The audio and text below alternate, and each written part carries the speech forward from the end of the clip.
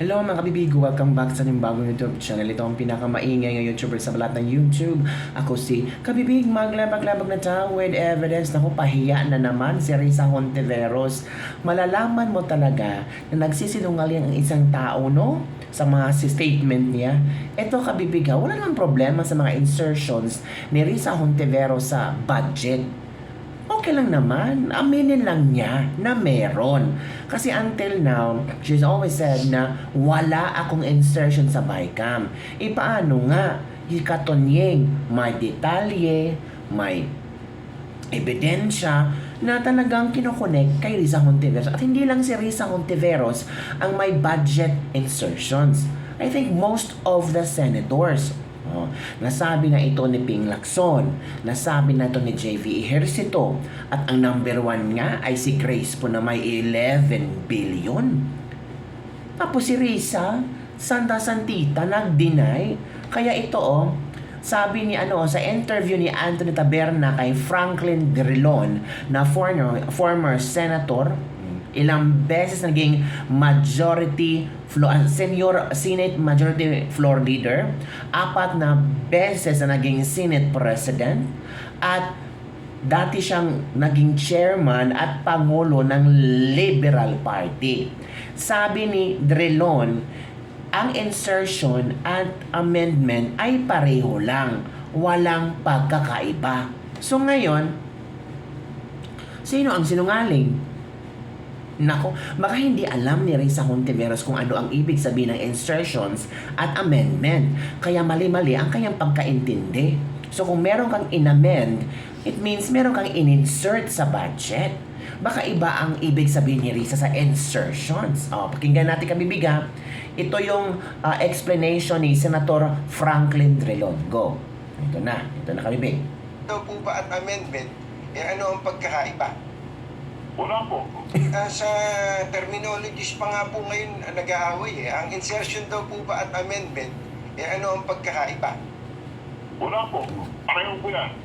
Ang insertion ay amendment po. Amendment po yan ngayon. Opo. Hindi mo po pwede yung pagbawal ang amendment sa isang panukalang batas. Ngayon, ngunit may mga protective, may mga tayo check. Halimbawa, pwede pong i-reject yung proposed amendment. Pwede pong i-line item veto ng Pangulo.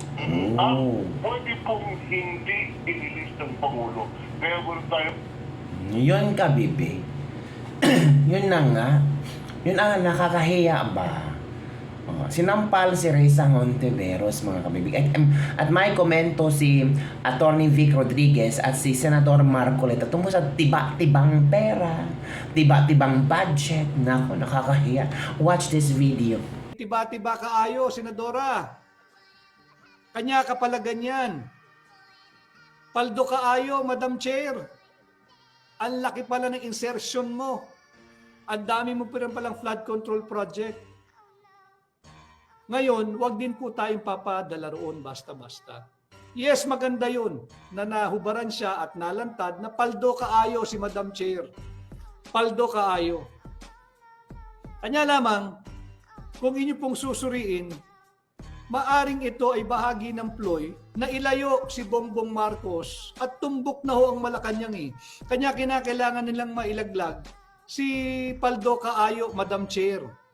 Ilaglag mo si Paldo Kaayo, Madam Chair, para naman maluwag-luwag ng kaunti yung init dito kay Bongbong Marcos at sa palasyo. Tumbok na ho Nung yung ikalimang pagdinig ng Blue Ribbon, ang sumagot dito mismong si dating Secretary Bonoan.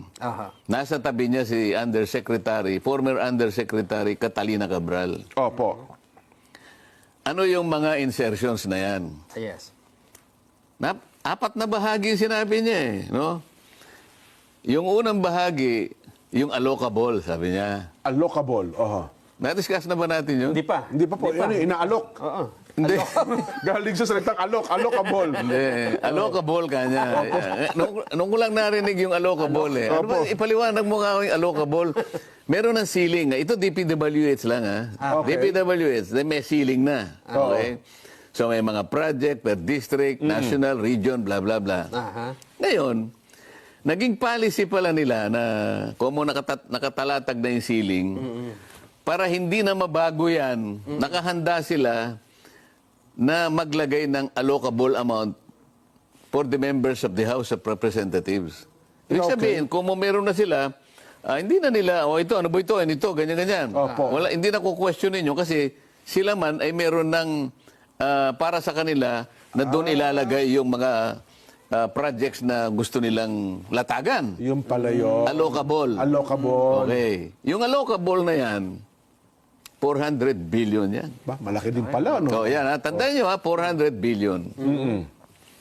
Sumunod doon, yung 300, 310 something. Opo. Kasi, saan ba nagsisimula yung budget process? Hindi ba sa House of Representatives? Ito yung power of the purse. Kaya yung sabi ng DPWH, meron tayong allocable. Tandaan mo, Jen, ha? Opo, oo. Allocable. Allocable. Pangalawa, pagkatapos ng allocable, di ba natin discuss to? Hindi pa, Hindi pa, wala pa po yan, Sen, no? Pagkatapos ng allocable, na-satisfy na yung mga 300. Opo. Alam mo, dalawang klase ang representatives, di ba? Party list. Opo, tsaka yung regular congressman. Ito, palagi ko sinasabi sa iyo. Party list, regular. Ibig sabihin ng regular, district. District representative. Opo, oo. Ang party list, meron kang 160 million na nakatalaga para sa iyo, para yan ang ipamahagi mo dun sa mga lugar na kung saan ka nakakuha ng maraming boto para kahit papano naman. Yung mga nagre-request. Kahit papano yung utang na loob, makabawi man lang sila. Kaproyekto ka man sa lugar nila po. Isipin mo, national ka. Opo. 160 million ang sayo. Ang district, nag-average ng 1B. Ang isa? Wow. 1 billion. Ang laki. Grabe. O halimbawa, ikaw ang Representative Nelson ng distrito ng the first district of Batanes. Ayan, opo, oo. 1 billion. Maliit na bayan lang naman, Batanes eh. Ang Batanes, ang botante yata 6,000 lang. Opo, oo. Pero meron kang 1 billion. Nako. Yung Sagip Party List, nationwide, Buong Pilipinas, 160 million, masaya na kami. Okay? ganun pala, oh. Oh, pero yung district, yung regular, average 1B. Average ka ako ha. May tataas opo. doon ng Mas taas. may masa. O ngayon, ando na yung 400B. Nasusundan nyo? Opo, oo. 400B. Meron leadership pa yan. Yung House leadership. Meron kang senior deputy Deputy Speaker. majority leader. Yan, oh. Napakaraming majority leader, assistant majority leader, Magkano yan? vice chairman ng appropriations. Ito yung leadership. Opo, oo. 50B. Ang isa? Hindi, yun na yun. Pagsama-sama. Hindi mo nasusundan eh. Opo, yung kabuuan Okay. ng leadership. Yung, Hati-hati na sila doon. yung congressman per se, ito yung 400. Okay. Di ba? Leadership, 50B. another 50B. O, ilan na? 450. 450 billion. Oh, yan. Oo. Pagkatapos, merong unprogrammed appropriations. 100B. Kanino naman yan? Kahit sino na yun. Yun nga yung singitan nga eh. Ando na yun. Kahit sino na yun. Kasi ang program, wala pa yan. Walang Later tao. on, magagamit mo yan. Depende sa pasok ng pera. Opo, oo. Yan eh, kung halimbawa nakautang tayo o kaya na-certify ng Bureau of Treasury Yan. na may sobra tayo, pwedeng gamitin yung program. 100B. Pinagkukunan lahat yan. Nakailan na tayo? 550 billion na po. Oo. Hindi, 600 na. Hindi po, kasi 450. 450 plus 100, di 550. 400. Oo, gano'n, ano. Oh, 400, 550. Hindi, 150 yung 150 yung program. Okay. Di ano na, 600. 600 Oh, billion. ito na. Ito yung pinakahuli ngayon. Opo. BICAM. Ayun, ito na yung dalawa kayo, magbabay-cam Yung na. BICAM, di meron tayong NEP. Opo. Hanggang sa kakadugtong-dugtong yung sinasabi kong allocable, program, leadership, blah, blah, Opo. blah. Ito na yung HGAB. Yung HGAB na yon, ito yung bill, pupunta sa Senate. Okay. So magkikita ang dalawa ngayon. Teka muna, kanya, meron tayong conflicting appreciation nito ah. Oho. O di, BICAM. Itong HGAB mo, nanggaling sa NEP, at pagkatapos meron ka ng GAA, bago mag-GAA, yung diferensya nun, ang tawag doon, Oho. FLR. Ito yung For for later later release. Ah, 400B. wow. Another 400 O, billion. ilan ang total? Eh, di 1 trillion na. Yan. 1 trillion. Kala ko hindi kayo 600 sumusunod plus, eh. oo. 1 trillion. Oo. Kumbaga sa tao, Oho. ito yung taba.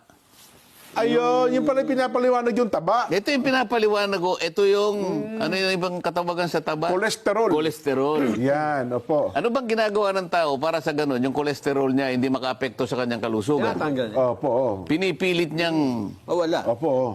Inom ka ng gamot, pang anti-cholesterol yan, papababa. Exercise. nagpipilit siya na gumawa ng bagay-bagay. Una, naggagamot siya. Opo, para matunaw. Nag-exercise siya. At tinitipid niya yung sarili niya sa ganitong mga pagkain para sa ganun, hindi na dumami yung kolesterol. Opo, oh. Ngunit kapag yun ay sinadya mong ilagay sa katawan mo, Nako, mamamatay ka eh. atake di corazon yun. So, sir. ano nangyari sa bansa natin? Kaya pala tayo nagkaganito-ganito ngayon, ano? So, yan ang sinasabi ko. Ngayon, ito yung sistema na gusto kong tuntunin namin. May mali sa sistema ka ako eh. Ayaw natin ngayong pinagtatakpan ngayon. Sino yung mga proponents nito? Bakit nagkaroon ng 1 trillion karagdagang taba na hindi naman kailangan ng ating budget? Nako. Oh, okay. Ang pinag-uusapan natin 2025 budget. Opo. Oh, di 1 trillion. Oho. Yun yung Ano yung, cholesterol. ano yung budget natin ng itong taon na ito? 6 325. Opo, 6.325 trillion. Oh, Avatar. Opo. 1 trillion divided by 6.325. Oho. Yan. So nakita nyo na ang video, napanood nyo na ang video. Ang tanong mga kabibig, meron bang ghost project si Risa Hontiveros? Hindi ko alam, pero base sa mga marites na may nakakita din daw, hinanap nila yung mga binuking ni tawag ito, ni Katonyeng na mga flood control project ni Risa Hontiveros. Meron din palang mga flood control projects na madaling nagiba. Naku po, ano kaya ito? So, panoorin natin mga kabibig ha. May mga pa-video pa ngayon ibang netizens. Si Jason sa may nag-post yata si Mr. Jason sa mga kabibig ng mga proyekto ni Risa Hontiveros na ewan ko na may nagawa ba? Pinapagawa ba? Or walang ginawa? Ay, eto kabibig ha. Hanapin ko muna kabibig. Ito oh. Sino ang proponent ng flood control project na ito sa Tarlac? Kung lilimiin natin ang dokumento ng Senado, ang amendment o tanimpondo ay mula sa talaan ng mga susog ni Senator Risa Hontiveros. Isang halimbawa ay FCP sa Barangay Cobcob, Mayuntok, Tarlac na nagkakahalaga ng 75 million pesos. Na ayon sa Senate record obtained by broadcaster Jerry Baha and Anthony Taberna, bukod sa hindi natapos or unfinished project, ito ay sira-sira na. Baka gustong ipaliwanag ito ni Madam Chair. Ay, oo nga, no, sira-sira na. Ay, oo, ito pala yung flood control project ni Risa Hontiveros. Yun na nga ang sinasabi, mga kabibig. Pero ang mga dilawan, ayaw na lang maniwala. Walang ghost project si Risa. Lahat ng proyekto ni Risa, meron maganda, solido. Kayo na nagsabi. Pero may mga pictures na nagsilabasan ngayon. Paano yung madidepensahan yan? Diba kabibig? So ano ang iyong comment dito mga kabibig? Comment down below and don't forget to like, subscribe, and share this video para sa mga latest trending news ng ating pag-usap-usapan. At ito ang mga komento ng ating mga netizen after nakita nila ang sira-sira na flood control. Ito. Magpaliwanag ka, Madam Chair. Mahilig magmalinis si Risa Hontiveros, parang matindi rin pala siyang kickback sa flood control. Tahimik lang siya ngayon sa issue, limited ang pagtahol niya. Mukhang sabit din pala. Oh. I have the floor, Mr. Chair. I have the floor flood control. Apakabuaya pala ni Mr. Chair. Dapat din na yan pinapahawak ng budget. I-insertions nga, 3 billion plus ang insertions ni Risa Hontiveros na may 7 million flood control. Pero Risa Hontiveros deny all of this. Sabi niya, wala akong insertion sa BICAM. Pero according to Senator Drilon, former Senator Drilon, na ang insertions at amendments ay iisa lang. Same meaning. Ako, ang sinungaling kapatid sa magnanakaw. So magnanakaw? Ang lakas ng saloobin ni Risa Hontiveros na sila ang tunay na oposisyon pero hindi sinasalungat ang katiwalian sa administrasyon. Tama, no? Meron din palang tinatagong kalihim-lihiman na flood control project. Lahat ng tumitira sa mga Duterte merong bahong tinatago. Mas mabaho pa. Grabe. Tanggi si Madam Chair virus. Ito na resibo mo. Kaya tahimik ka sa flood control. Yun pala, merong iniingatan sikreto, Madam Chair. Yun lang. Yung isang 100 million concreting sa Isabela, more or less 1 kilometro ang hindi natapos. A very question of a more silent taga Isabela. Bakit 10 million? Bakit di tinapos? Magsalita kayo kung meron. Yan ang sinasabing iakala mo sinong santang senador. Dapat magpaliwanag ang sa Pilipinas. Kung sa Congress may dinvash sa Queen, sa Senate may PH Queen. Pare-pareho ang karakas ng mga mukha na nagpapalinis. Yan na kabibig ang ating Bitas Lebak-Lebak for today. Ano ang iyong komento hinggil dito? May mga ebidensya na ba pinapakalat sa social media na ito daw yung mga proyekto ni Risa Hontiveros, hindi natapos ng proyekto ni Risa Hontiveros, nagiba na lang ang proyekto ni Risa Hontiveros, hindi nagamit ng mga tao. Di ba ang sayang ng pera? Sino ang mga kontraktor? Ilang porsyento? May kickback. Ang tanong, kaya nga sabi ni Kato Nying, wala namang problema sa insertions. Walang problema kung may proyekto si Risa Hontiveros. Ang tanong, magkano? Wala, grabe. Or, kung walang kickback, mas mabuti. Yun lang kabibig. Bye everyone. See you next time.